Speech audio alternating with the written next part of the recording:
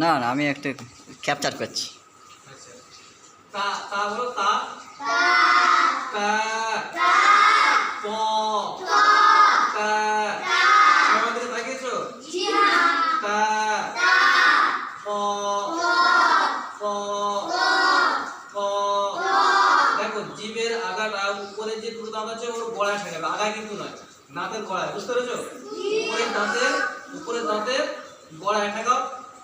তা প প প।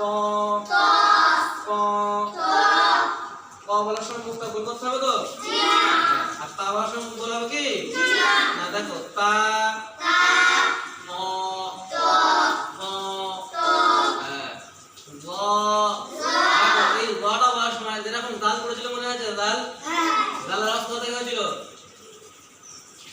জিভের আগা উপরে সামনে দাঁতের উপরে যে সামনে দুটো দাঁত আছে তো, দেখো